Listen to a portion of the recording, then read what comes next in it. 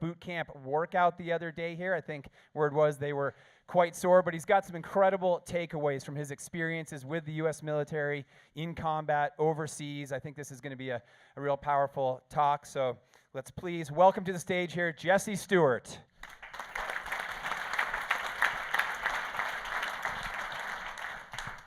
All right, we take a lot of pride in the military being prepared for anything, but every time I come to speak, there's a different setup. They had a podium last time, so I have my notes here on my iPad to be organized. But no, it's great to be here. Every time I come here, you know, with the community that I served in, we had a lot of athletes that either came to work with us. You know, Pat Tillman was probably the most famous. Then we'd have a lot of other athletes that would come out and want to just say they trained with us for a day. So the idea of being starstruck, kind of got over that. But every time I come back here, and I don't know if he's in the room, but yesterday, one of the skiers that I follow is Steve Nyman. If I'm butchering your last name, I apologize, but I saw him yesterday, and I was like, man, I really want to go up and talk to him, but that would totally be against my code. And he ended up coming up and talking to us, and he said, hey, were you the guy that had all the downhill tech girls on the floor after the workout yesterday? I'm like, well, I was with them on the floor, but yeah. So it's always great to come here. You know, the U.S. ski team is by far the closest sport that I can relate to on a personal level, and I think within our community that flows true.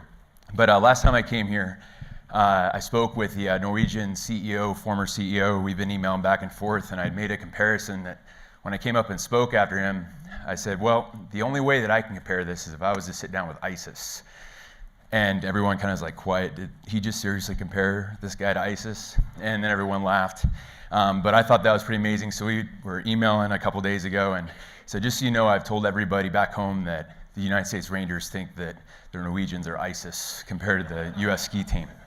So with that being said, here's kind of what we're going to talk about, just my background coming up, the connections I see between the U.S. ski and snowboard team and our community, and then what we've been working on, developing the edge to win, and then how I see the future, and of course the path to glory. So in terms of my upbringing, my story is not unique to most of the people come to special operations. There's a statistic recently released that as high as around 90% of us come from some sort of physical or emotional abuse growing up. So there's a big area of needing to prove ourselves, the ability to protect ourselves and the people that we care about. So I came up, my parents divorced when I was 6. We moved up to Washington State, and you know, ended up not seeing my father for a few years after that, and a lot of men that came in that weren't necessarily the nicest, and unfortunately my mother ended up marrying the worst of them. But as a kid, you know, growing up, I didn't have, you know, we were living in poverty, didn't understand it at the time, didn't have a TV until I was 11, learned how to salmon fish up in Washington State. A lot of times that's what we ate up until about January when it ran out. And, you know, learning to be creative, having all my rabbit traps set up around the woods, you know, hunting. And then I remember, you know, my friends, they had a Super Nintendo, and, you know, Duck Hunt was the game at the time. That's how I'm dating myself right now, back in 1987. But I had the top score at all my friends' houses, and so they're like, hey, you're not playing our system. So I had to save up, buy my own system, carry my Super Nintendo around the neighborhood, and plug it in if I wanted to play. But that's sort of really what started my competitive edge. And for, you know, most people in situations like that, you know, sports very quickly became an escape for me. However, the only sports I could play was whatever was at the YMCA based off the scholarship that we had. But when I turned 11, my mother ended up remarrying. You know, guy had a lot of stuff, apparently had a lot of money, and so all of a sudden exposed to that world. And, you know, he had an older son that was a pretty good football player. I was a little runt at the time compared to Steve, maybe still am, but had that competition right off the bat. And I realized, you know, very quickly that I need to raise my game just in order to survive. And when I was a freshman, I had the opportunity to wrestle, and I cut down to 101 pounds. I think I was like maybe 112 during football season in order to make varsity. It's the very first wrestling match of the season, and this is where I can look back and identify as my defining and changing moment in life. Go out as a 101-pound wrestler, very first match of the season for the team, and I took all that anger and resentment that I built up the previous 14 years into that match. And I remember watching the video, because as soon as that ref blew the whistle, I just pounced on that kid. And I ended up pinning him in 3 seconds. And there was about 5,000 people in the little basketball arena. It's really dark, light going down on us. And the explosion from the crowd of 5,000 people cheering for me, and more importantly, coming off the match and getting my first kiss from one of the senior cheerleaders as I came off, all of a sudden that put in me an instant addiction to winning. And a lot of people say, okay, good, it provides you motivation. But that's when I very quickly stopped becoming a human being and became a human doer. And I think for most athletes and the people that come from my community, that ends up being a consistent thing with us, is we lose the ability to just be, and everything is about doing. Everything is about succeeding. And what that ended up becoming was, it was no longer good enough to get straight A's in the regular classes, so I needed to get in the AP classes. And it wasn't good enough to be the backup on the varsity baseball team, so I fought to become the starter. And ended up playing all 3 sports, played baseball, as a safety, or strong safety, which is usually the smallest, most angriest kid on the field because he can come from anywhere and blindside people, which for some reason was pretty good at. Did that, and then of course baseball. And then in my junior year of high school, I had the opportunity to go to a camp with the Cleveland Indians, and they liked what they saw, but was still a little bit of a run at the time. And so I played within that organization for a little while, and they convinced me, hey, college route is right for you, but I was still intent on going to the military. My family is pretty much served continuously since the start of our country. My father served 35 years in the Navy. My grandfather served 29 years in the Army, to include serving in the Rangers. My great-granddaddy times 5, I believe, was one of Rogers' Rangers from the French-Indian War back in 1756. In fact, still have his hatchet that he was issued for that in my display case at home. So there was still that desire to go serve my country. And keep in mind, this is before 9/11. So once again, to date myself, this is 1998, which is really embarrassing trying to tell this story and relate to 18-year-old skiers, especially of the female type.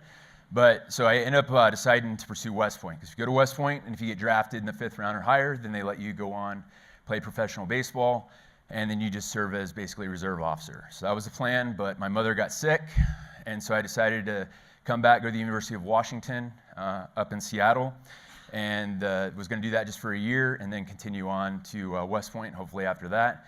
But like the University of Washington, got the opportunity to row my freshman year, and for those of you guys that have ever gotten on an erg or a Concept 2 rower, it's quite a workout. The girls yesterday, I can tell you all about it. Just ask them about tailpipe. The workout we did, it's only 7 minutes long. It's easy. So rowed my freshman year, had a great time, just having the opportunity to be an NCAA athlete and learning from those other athletes that I was around. So that lasted for my freshman year, and then I decided to just stay at the University of Washington because I would have had to start over and do 4 years at West Point. So finish up, fast forward to in between my junior and senior year, my aunt and uncle out in Brooklyn invite me to come out to New York before the start of my senior year, before I was going to get commissioned. And on 9/10/2001, they decided to take me out for brunch in the World Trade Center. So go up, have a nice picture in my office of the 3 of us. So had brunch at about 9 a.m., got on a plane, went back to the University of Washington, ready to start my senior year.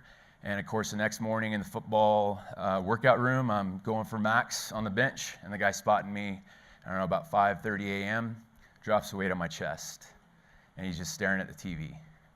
And of course, I see what's happened. And so keep in mind, I was going to be part of the first commissioning class of officers that was going to go into the Army after 9/11. So 9/11 happens. All my instructors at the University of Washington were from the Rangers. We have a battalion down at Fort Lewis, Washington, so they would come up to take a break. And so at the start of that, so of course everybody wanted to be a Ranger. So we had 15 of us guys that had committed to go in infantry and were going to become Rangers. Shortly after 9/11, we had to solidify that list. There were 2 of us that still wanted to pursue that path. So I graduate, fortunate enough to get a Ranger school slot right off the bat. Go to Ranger school, which I can still say to this day is my benchmark for what is really tough in my life. There's only a couple things that I can think of that have surpassed that. So I go through Ranger school, do well, make it straight through, fortunately. I was fortunate enough to be 18 of the 300 that started that made it straight through and was able to get straight to my unit. So go up to Fort Bragg, and oh, by the way, got married to my rebound girlfriend from my first girlfriend I ever had. So note to self, make sure you think about that. So we had gone on our, so we literally got married, and I know she's probably going to see this. I absolutely love you for what you gave me, our 2 beautiful daughters. But anyway, so we get married. We go on a honeymoon to Italy, come back, I go to Ranger school. As soon as we got to Fort Bragg, get issued a pager, and it goes off. And this is March of 2003. So go over to Kuwait, had an opportunity to be a part of the initial invasion, went to Iraq, had, I guess, the honor of being the first person in my 22,000-man division to be injured. My Humvee got flipped off a bridge, or blown off a bridge by an RPG. Spent about 4 minutes underwater, and then spent a few days in a coma after that, but then went straight back into the fight. And the rest of the deployment, pretty uneventful. Get back, other than the fact that it was, we thought it was going to be 60 days and turned to over a year. So I get back. So up to this time, the first roughly 18 months of my wife and I's marriage, we had spent, honeymoon together, and that was about it. So come back and get the opportunity to go into something called Task Force 300. That was a unit that was started up that was going to take the reconnaissance and the direct action capabilities, put them together, and got an opportunity to go serve in that capacity. It was amazing. 26-year-old commander, had 149 Rangers, was loving life, probably about the closest feeling that you could ever get towards being a godlike figure. But throughout that deployment, ended up losing 14 of my Rangers, was wounded 4 times myself during that deployment. Came back, couldn't leave, went back for another deployment. Through that time, ended up having 4 knee surgeries, and after the 4th one, they informed me that I was going to be retired. So I retire, go in the civilian world, had an opportunity to teach Grand Canyon University in the leadership department, or the business department, teaching leadership, but had not dealt with any of that stuff that I had gone through. And then, oh, by the way, unfortunately lost a child right before I'd retired as well. So I'm dealing with all this trauma, trying to just go out and find my place in the world, not finding where I'm fitting. And then finally, the divorce process goes. At the same time, the suicides had matched the amount of guys that I had lost in Iraq, and that was when I figured, I got to figure this stuff out, because no one is. And so that's when I decided to start the Phoenix Project, which for those of you guys that don't know what the Phoenix bird is, it's the bird that once it reaches its culmination in life, it burns up, goes down to the ground, and then comes up out of the ashes of good into something better. And that was the way that I related my story and the story of most of my guys to that Phoenix bird. So I started that, and that's what I'm currently working on with, I consider myself to be Project X, or Phoenix Bird X, I guess, in that. I'm starting myself, and then trying to figure out a way to take those lessons learned and transfer them into athletes so they don't have to go down to base level 0 and rise up. They can take where they're at now and rise up above, and that's pretty much what we've been focusing on, and taking some of those lessons learned of resilience along the path. So here's how I see the connection, between us, and why it was so easy for this relationship to instantly take hold. Obviously, the selection and training process, from when you go in the Army, you got to volunteer for airborne school, you got to volunteer for the selection to get into it, you got to volunteer to actually go to the school and graduate. And then, as I was told by my senior Ranger instructor, the easy part has been earning this Ranger tab. The hard part is keeping it. I know I spoke with someone yesterday. I believe you guys have about 400 club teams that feed into your pipeline for the USST. So that's a lot of kids. So in terms of the pipeline of actually getting in is quite difficult and quite interesting. I should say anything short of winning is failure. Bottom line for us, when we went into a mission, the only acceptable end state was absolute success. And for these athletes, at least the ones that I've had the opportunity to work with, they're not here just to put on their resume that they worked with the USST. They're here to come win a medal. And that's why I've got no problem with coming here, is because if there's anything that I can do in terms of sharing my experiences, I want to be able to pass it on. Our influence on the world stage. Ironically, with a Norwegian guy attempting to make a international diplomatic situation out of my little comment, it was very easy. I was operating on the border of Iran for a majority of 2006. And there were many opportunities for me to make my first appearance in the New York Times, and fortunately, anything that may have happened was squashed very quickly. But the influence that we have, the influence of what we say, has a big deal and a big impact. And I know you guys have seen it, over the last couple of years especially. And then, of course, the impact of what we do now and what we do after. People look at us, and when I say, hey, I was a Ranger, there's a certain expectation that comes with that. When an athlete afterwards says, hey, I was on the USST, and won a medal or whatever, there's a certain expectation that comes along with that. So they're holding your reputation even long after they're gone. And then, of course, finally, what I'm here today for, or this week, is the mindset is primary. So in terms of what does Olympics mean to us fighting in the war? When I was a commander in 2006 and 2010, I would plan my missions around the medal runs. So ISIS got a little breather when your guys were out there skiing. But, for us to sit back and watch while we were fighting in, pretty extreme high temperatures, maybe that was the reason why it resonated. I like to think that it's because of the inspired work ethic that we both share on both sides of it. But bottom line, we would stop operations to gain motivation from watching those kids win. Bottom line, they win, we win. So we're like, hey, what we're doing over here has purpose. Well, newspapers are saying maybe we shouldn't be here. We know we're here for a purpose, and here's one of them right now that we're getting to see on AFN, and there's no replays. I mean, they replay the Super Bowl 3 times. They don't replay the Olympics. So ISIS thanks you. They represent the glory we are fighting, bleeding, and extreme times dying for, and that's the bottom line. But the stage we serve on is temporary. At least that's what I pray. I pray that there comes a day that Rangers and Special Operations is never needed. But Olympians are the mainstay. Every 4 years, our country gets to rally around these kids, root for them, support them during the training times, which is the absolute key to them winning in 2022. Because if they don't have the resources, if they don't have the time, they're not going to be able to perform at that one moment in time. And yes, I understand World Cups are important. I understand events like in Park City in February are important. But we all know that, to the world, to the country, no one knows what the World Cup standings mean. So, as far as what we're working on here, developing the edge to win resiliency.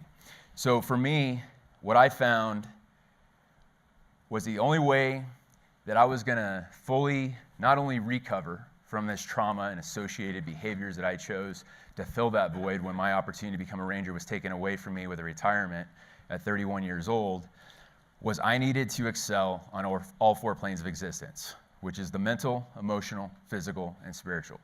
So for the mental, interesting thing about Ranger School, when people ask, what did that school exactly do for you? Did it make you strong? Well, I went in strong at 200 pounds. I left 61 days later at 151 pounds. You go 61 days on average of an hour and a half of sleep. At the time when I went, you got 1 MRE, 1 meal ready to eat, fast food, and its absolute glory that had about 1,000 calories, but I was burning about 7,000 calories a day. So, but what Ranger School did for me, and for the athletes, I had a little graph, but I want to try and keep this concise. But if you think of this like on an XY graph, of that your capacity goes on this line from the bottom to the top, and where you're going to break or just quit mentally, physically, etc., is at a certain line.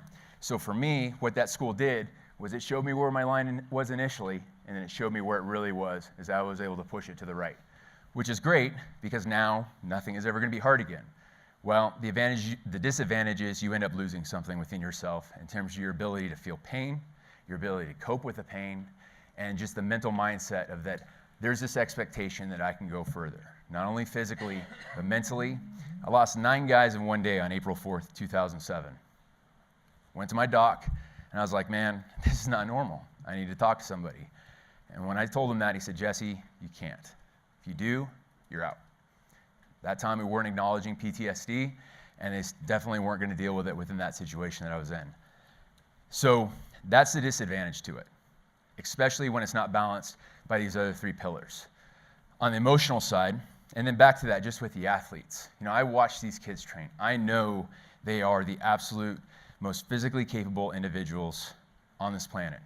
But I can tell you just from my years of working with this community and watching guys actually go to that limit, working with CrossFit, working with Jim Jones, that a lot of these kids probably are operating at about 70% capacity physically. Well, how do you get to that 80 or 90%? I believe it's through the mental. To figuring out ways, which we're working on with Luke right now, of doing that. So on the emotional side, you know what? Being a winner is lonely. Being at the top is a lonely place. And the emotional aspect is something that I completely denied. I did not think I needed anybody's help. I did not think that I needed to reach out to people and tell people what I was going through. And I definitely didn't need the support from anybody. I was a commander. I was a Ranger. I could do this on my own. And a lot of these athletes, I think they feel the same way. But it's something that I personally observed from the downhill or female downhill tech team over the last couple days is their ability to embrace team and embrace culture, and more importantly, look to outside venues like an old retired Army Ranger of how they did that. Now on the physical side, this is kind of interesting because this is something I've been giving a lot of attention to lately, particularly in terms of the aspect of nutrition. Your stomach is the most connected organ to your central nervous system, which means that whatever you put in your stomach is going to affect what's going on up here. Now, if you've got any sort of issues, PTSD, anxiety, which I'm assuming a couple of athletes might deal with that, especially when it comes race time, depression, which athletes might deal with after races that they should have won, judges didn't go their way, whatever. all that stuff, feeds in. And then it feeds into the mental aspect. So the exercise that I had the girls do, I said, listen, write down these 4 words. And then under that, I want you to name 2 things you're doing to advance each pillar. And as they did that, so they'd go through it, and I say, okay, now start making connections, between those, which ones go to which. And once they're able to see, like, okay, what I do with the mental is going to affect the physical perhaps can affect the mental, the emotional, vice versa. And so the key to me, and then on the spiritual aspect, all I tell people is just have something. Don't need to talk about it. Just have something that you can go back to when everything just goes absolutely down. You have something to ground yourself. So for me, I thought, okay, I'm on these 4 things. As long as I'm strong in these 4 areas, I'm good to go. But what I realized very quickly was all this, being balanced in these 4 areas, all this does is provide stability, which is great, okay? But for a high-performance type A personality and someone that is perhaps a human doer that still hasn't figured out this whole human being thing yet, stability is not necessarily the greatest thing. And so I realized I need growth. And for me, tying in the mindset and this little term called mindfulness that everyone likes to talk about now was all of a sudden going to be something extremely important for me to go from a period of stability to a period of growth. And so the one thing that if you were to talk to anybody that knows me prior to a year ago, you would have said, do you think Jesse would ever do yoga? They would say, absolutely not. It's the last thing that he would do, let alone own a pair of Lululemon yoga pants to wear underneath his CrossFit shorts. You can ask the downhill tech team about that. So I ended up getting involved in yoga. It was an interesting introduction to it involving unicorns and the whatnot, but that's another story for another time. So I ended up doing this, and all of a sudden I realized, like, wow, this is giving me an ability to be comfortable with sitting still. So then I added meditation to it, because at the end of yoga, you do the Shavasana thing, and that's where the unicorn thing comes in. By the way, if you ever leave Shavasana early in a yoga studio, a unicorn will die. So I started getting in this meditation aspect, and all of a sudden I realized, you know what, I am capable of sitting still for 5 minutes. And that's something I've never been able to do. I've never been able to sit in my own crap for an extended period of time. And that's a pretty awesome skill. And when I was talking to the girls, I was kind of going back and looking at some of their videos, trying to see, like, how can I tie this part into what they do? So I go back and I look at videos, and whenever I get a task, I am a man of extremes. So I'm watching, like, all these videos of racers, and the one consistent thing that I see is when these slalom girls are sitting in that gate for 30 seconds, I'm thinking to myself, okay, this is like when I'm hanging out of an airplane as a jump master, doing my final door checks to make sure there's no low-flying aircraft, to make sure that my 150 guys can get off the plane safely. But then, oh, by the way, I got to think about what happens. Well, hope that my parachute opens, then get on the ground without breaking a leg, hope that enough of my guys get on the ground that I can still accomplish my mission, do the mission, and then probably do a follow-on mission that comes out of that mission. So that was kind of what I tied to. And I just said, what goes through your mind? Because I know what would go through my mind. I'd be like, okay, how am I going to screw this up? What's the course actually look like now since the 30 minutes that I actually got the course conditions, the accurate course conditions? I'm hearing over the judge's radio that one of my teammates just DNF'd. I think that means do not finish for anybody that doesn't mean that.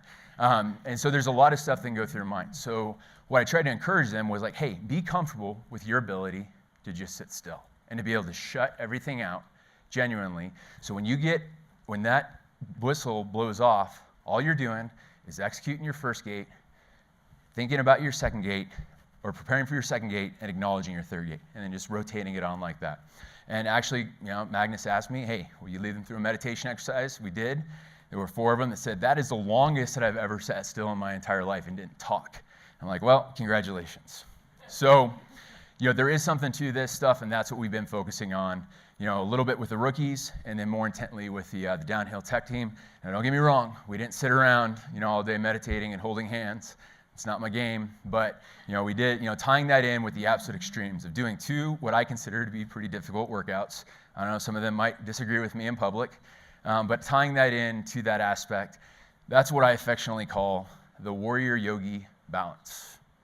And that's what I've learned to embrace. Yes, I'm very proud of the warrior side of me, but I'm acknowledging the yogi side and trying to bring the 2 of them together for a balance. But that's basically what we've been focusing on. And this just doesn't work with athletes. Any high-performing individual that I've had the opportunity and pleasure to work with, from business owners to top-level executives down to up to the athletes here at the U.S. ski team, ski and snowboard team. This stuff is a consistent thing that works. And if this stuff worked with me and the type of person I am, and if you need any evidence of that, just ask Luke, because he's known me since 2015. This stuff works. So where does the U.S. ski and snowboard team take us? So this is where I'm excited, okay? Because, we don't have to get into too many details about this, but we're pretty divided as a country. But one thing that I've known, and I'm a huge history guy, the Army forced me to get a master's in it, but I embrace it because I do believe it repeats itself. But one thing that's been consistent over history is sports is the one thing that's always united people. Not only a nation inside, but nations outside. And, just to give case in point, who did the Greeks call on in 566 BC to come save democracy? It was their warrior athletes, the Spartans. They brought them up, they did their job, country unifies, saves, and now we have a modified form of democracy. Well, in 2022, the U.S. ski and snowboard team athletes get their chance to help us solidify our position on the geopolitical stage. And it's not necessarily about the United States being number one, although I do expect the U.S. ski team to help that happen on that stage, but it's about us showing that our athletes are the best in the world, and by my calculations, I believe it was 75% of the medals came from the United States ski and snowboard team. So if I'm looking as a businessman for a place to invest my time and resources in, this is the place right here. The path from now, with me at least on my end, started out in 2015 as a random guy coming in. Luke and I developed a relationship, and we've been able to progress from there. And then looking at future initiatives, with the military and athletes. And bottom line is here, as you guys are gathered today at the Partner Summit, this is our chance to rally around that idea. So in terms of our chance to support, America's team, at least how I see it, and sorry to any of the other NGBs, ski team got to me first. We have not all been blessed with the physical talents that these kids have. And yes, Steve, I know we're the same age, but I'm calling you a kid, and just embrace it. I still think you can win at 40 years old. So we have the opportunity to take our resources, our time, and push it towards these kids. And what I'm trying to do, or choosing to do, is working with Luke and the ski team to look for initiatives. I'm working on a book right now called The Phoenix Project, which is essentially my story injected with the historical context of the challenges that special operations deal with in a counterinsurgency environment that I wrote for the Army, but they kept from me up until about a month ago, and putting that into a book so people can understand what we go through and what the opportunity for quote-unquote recovery initially and then living in a life of discovery is. So we're looking for a way to possibly tie that to my work with the ski team up until this point, and then having the athletes have almost a textbook that they can read that, they understand what we go through, and instead of me coming out here and running resiliency camps, I hook up, Luke, with 10 disabled veterans that are having a hard time. They come out here, and these athletes run a resiliency camp for 3 days with these kids, and they get an opportunity to be part of the inspiration to inspire their Phoenix projects. I think that'd be pretty awesome. The other thing is looking at having a military advisory board, bringing guys like General McChrystal, General Caslin in on the fold to help with the mindset aspect, help with connections, and all that stuff. I can tell you this, that in terms of the leadership of the United States ski and snowboard team, I've had the opportunity to work directly for the likes of General Petraeus, General McChrystal, and General Caslin. I can tell you that in terms of what I respect from them, from absolute warrior leaders, I see the exact same thing in the ski team's executive leadership, particularly Tiger and Luke. So I'm telling you that when you invest in them, you are truly investing in the future of the success of this team. I know there's some people here from some of the equipment people at the Atomic ski person I met yesterday. Bottom line, every investment you give, that 100th of a second could be the difference between the podium finish for that athlete. And then bottom line, investing and supporting these athletes now while they're going through these World Cup races and these circuits, and them winning now, is investing in now, and which is going to directly translate into winning gold in the future. So this is a quote from King Leonidas, and I'll finish with this, the king of Sparta. I do like his wife's quote to him right before he went to battle, "Come back with your shield or on it," but I took that one out because that might have kind of freaked people, because I don't want the Olympians to think that they're not allowed to come back if they don't win medals. But the world will know that free men stood against tyrants, that few stood against many, and before this battle was over, even a god king can bleed. At this point in time, Our country is more divided than ever before. That was what he said to his Spartans before 300 of them went up against 45,000 Persians and held them off long enough at the gates of Thermopylae in Greece to allow the Greeks to get their stuff together and defend the country and survive. Let's take these athletes from the brink to the podium. Thank you.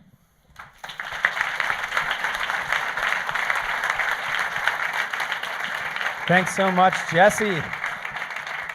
Fantastic. It's a great honor to have you here and have you involved with U.S. Ski and Snowboard.